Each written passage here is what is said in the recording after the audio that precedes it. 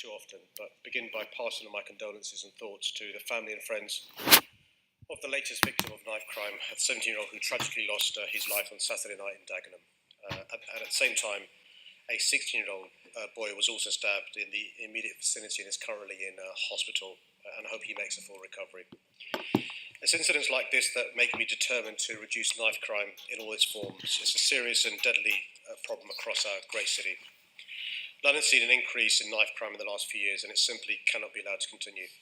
I also share your concerns about knife crimes not being detected, and I've already raised this with the Commissioner and his team. This is obviously a difficult area, but I do feel we need to improve on this and the response to knife crime more generally.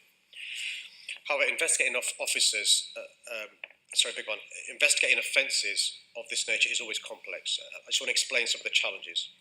On some occasions, there is very little information as to the identity of the suspect, and in other cases, the level of cooperation from the victims and witnesses is not at the level that investigating officers require. I believe that enabled policing is central to improving the situation. Local policing builds people's confidence in reporting, which is intrinsic to solving these crimes. That's why I've guaranteed an additional dedicated officer in every London ward by the end of 2017. I want to emphasise that the vast majority of young people are peaceful, law-abiding citizens and don't carry knives. We must be careful not to stigmatise young people, but I do believe that prevention is better than enforcement. We'd all prefer if these offences didn't happen in the first place. That's why working with schools and young people is so important.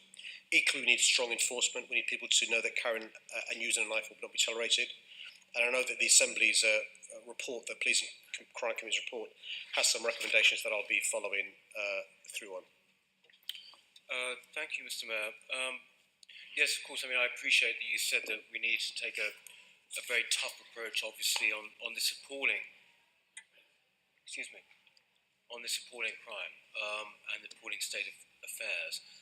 But what I would say is that the lack of detection is epic at the moment. It's 3 out of 4 incidents. Now, this is not just, as you say, a complicated issue with respect. It is basically, it seems like a totally cultural, endemic situation. What would your view be on that? And what would you do to actually bring down what is an extraordinarily high level of lack of detection? No, it is a high level, 3 out of 4. The question you ask is what we're doing about it. And let me explain some of the things that are happening. So, Trident officers have been clear that to make successful detections, the police need people to come forward and support prosecution. The Met have encouraged young people to come forward to the police or Crime Stoppers if they're being forced to carry a knife, particularly young girls this applies to, or if they know someone who's carrying a weapon.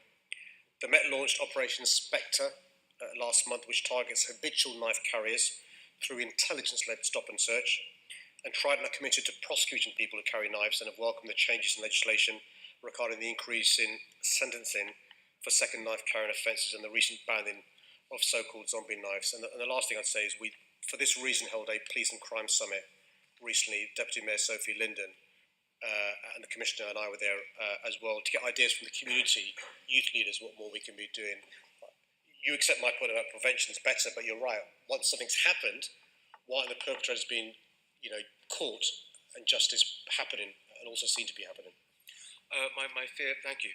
Well, my fear about it is that we're sort of gradually accepting this as a new normal almost, and basically this simply cannot be allowed to happen. And what I was wanted to hear your view on is that I think it was the chief of Trident, Jim Stoke, said that in fact it's about young people thinking it's perfectly normal to carry a knife. So forget about the police aspect of it. It seems to be, how would you, as mayor, convince young people in their thousands that it is not normal to carry a knife and that they are more likely to actually be killed as a result of even carrying a knife?